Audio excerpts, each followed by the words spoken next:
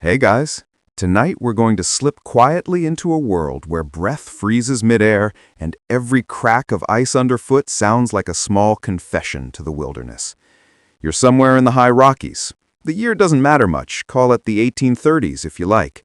There's a thin curl of smoke rising from your campfire, barely convincing against the snow that keeps trying to bury it. Your fingers are stiff, your beard is rimed white, and you're wondering if your eyelashes just froze together. You probably wouldn't survive this, but the mountain men did, somehow. So before you get comfortable, take a moment to like the video and subscribe, but only if you genuinely enjoy what I do here. And as always, drop your location and local time in the comments.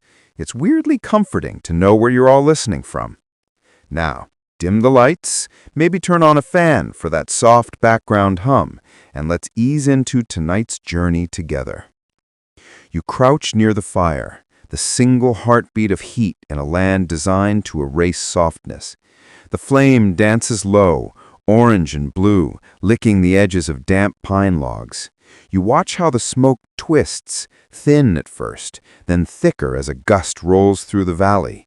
A mountain man would read that curl like a compass. If it hugged the ground, he knew heavier weather was coming. If it rose straight and tall, the air would stay clear.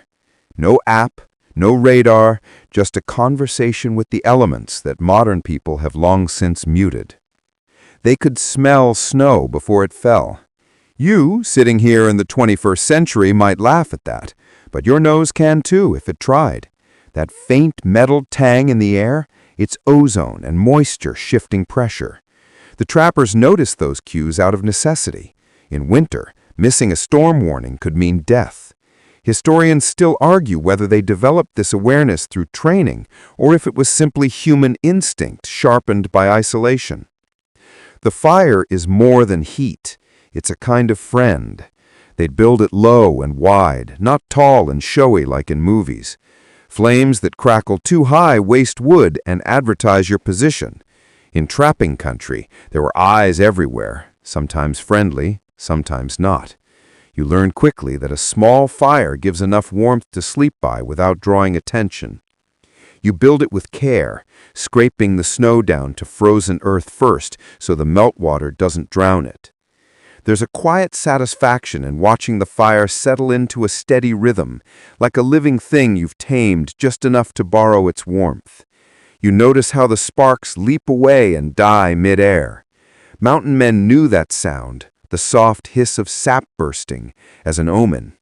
If it popped sharply, the wood was green, meaning you'd burn through your supply too fast. They preferred old pine or cottonwood, wood that whispered rather than screamed. One trapper's diary mentions a curious trick. If your hands were too frozen to strike flint, you could warm the steel in your armpit before trying. It sounds absurd until you picture the stakes. Every spark mattered.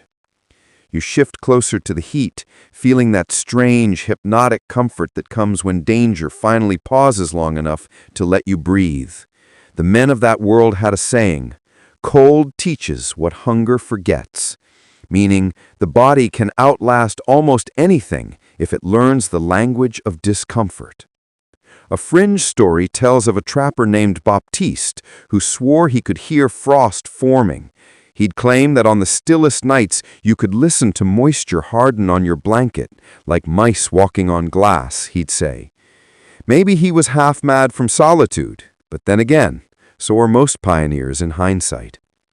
You add a log, the fire sighs, and for a moment the whole wilderness glows amber. It's not romance, it's survival wrapped in beauty. The crackle, the smoke, the shimmer of heat waves, they're as much a tool as any musket or knife. You start to realize that these men didn't fight nature so much as negotiate with it night after night. And as you stare into the flames, you can't help thinking how we've traded that conversation for thermostats and push notifications. They had no choice but to listen. You wake before dawn, if you ever really slept at all. The fire has sunk into a mound of gray ash, still whispering faint warmth. Your blanket is crusted stiff where your breath froze in the night. But you're alive, barely. You pull on a stiff layer of wool and thank whatever instinct told you not to take it off before sleeping. Mountain men understood clothing in a way we've mostly forgotten. They didn't have thermal leggings or breathable membranes. What they had were layers, heavy, greasy, animal-smelling layers, and the wisdom to trap air instead of heat. Wool was gold. Wool keeps you warm even when it's wet, something a hiker in a synthetic jacket might not realize until too late.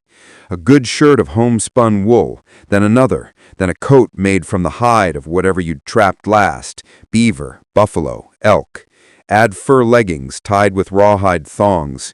You'd smell like a taxidermy shop, but you'd survive.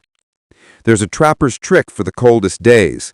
Smear a thin layer of bear grease on your exposed skin. It sounds revolting, and it is, but the oil blocks wind and slows evaporation. Native tribes did it long before Europeans arrived, and the mountain men copied it quickly. One journal even records a French trapper who mixed ash with the grease for camouflage, calling it poor man's armor. Historians still argue whether that was practical insulation or just bravado in a lonely winter. You move through the snow like a bundle of rags with legs, but the design is deliberate. Loose layers, never tight. Tight means sweat, and sweat kills. Moisture robs heat 30 times faster than air. That was the rule. Stay dry or die trying. It's the kind of grim wisdom that doesn't make it onto motivational posters. The outermost coat, the capote, was often cut from a Hudson's Bay blanket, bright striped and heavy as a guilt trip. The pattern wasn't just fashion. The colored stripes told traders the blanket's size and value.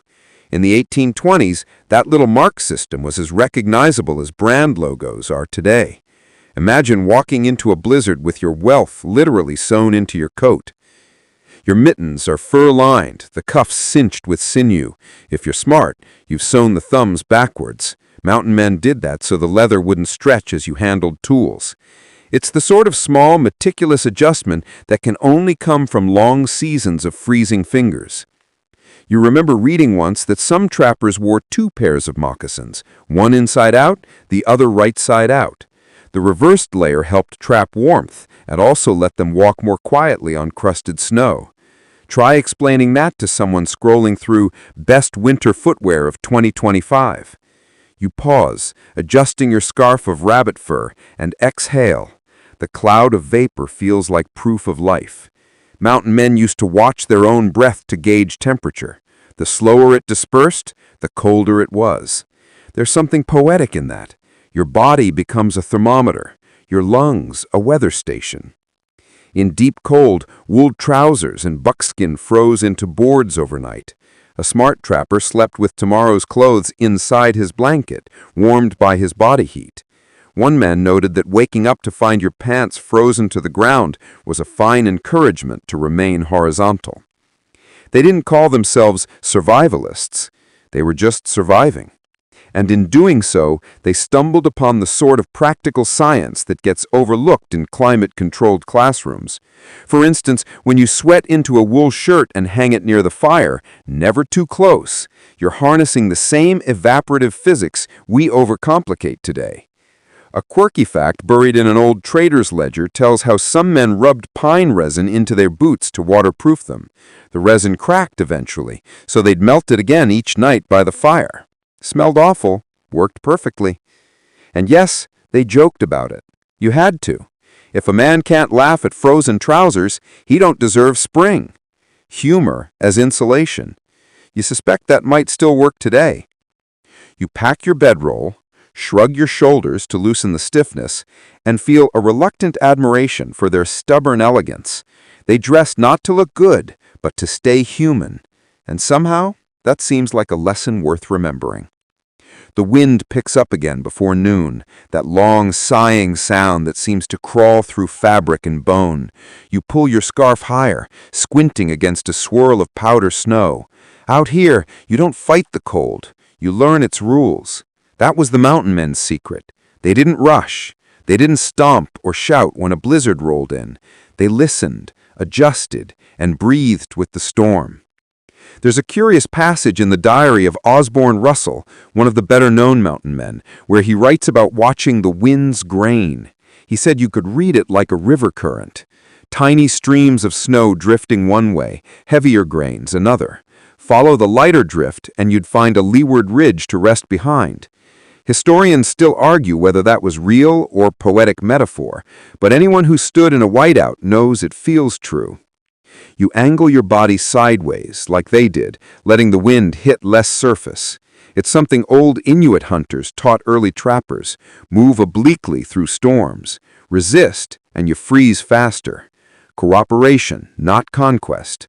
A lesson we seem to need to relearn every decade or so. Your breath forms little halos that drift away. You realize they used to time breaks by those halos. When breath vanished instantly, it meant the air was too cold to linger long outside your shelter.